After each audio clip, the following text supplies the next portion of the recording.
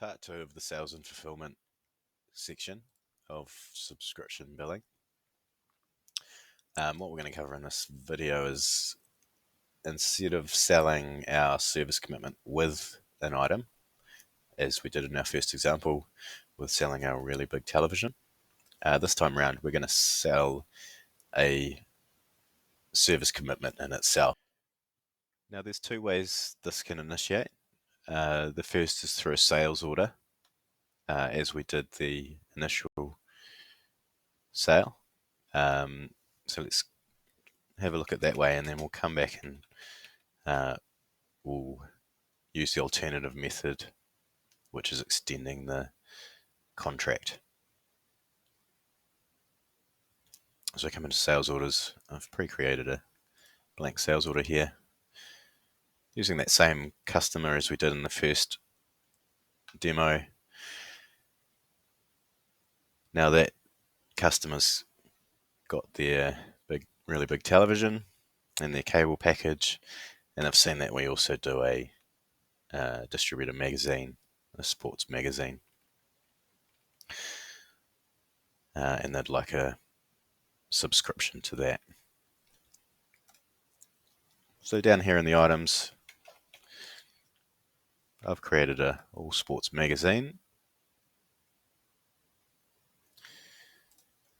Now this item is the actual service commitment in itself. So what you'll see is you'll add the item to the line, it'll generate a service commitment, and that'll have a price of $100. Initial term 12 months, notice period 3 months, and we're billing it annually.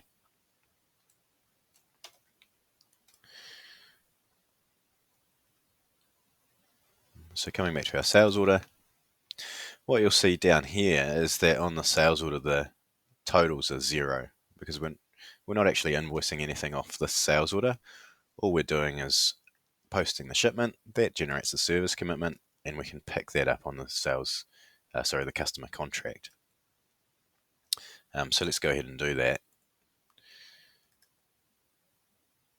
You might have other items that you're selling with a service commitment item, in which case you would then invoice the sales order.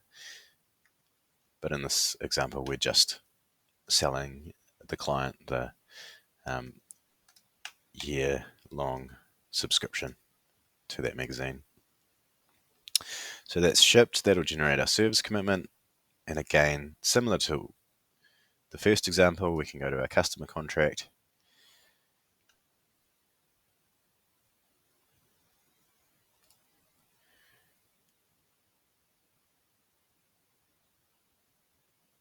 And we'll pick up that service commitment.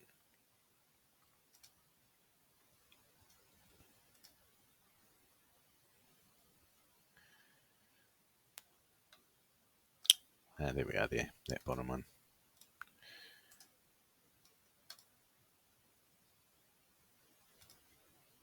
Cool.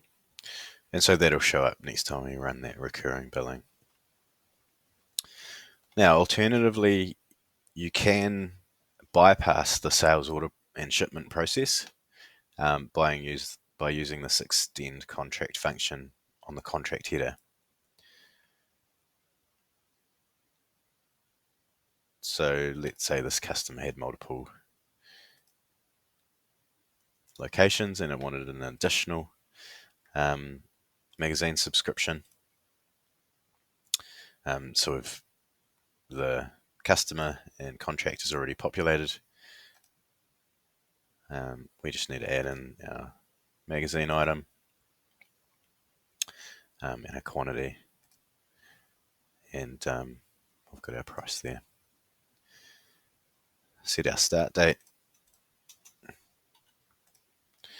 click OK, and that'll add an additional magazine subscription. So those are the two methods for selling a service commitment item.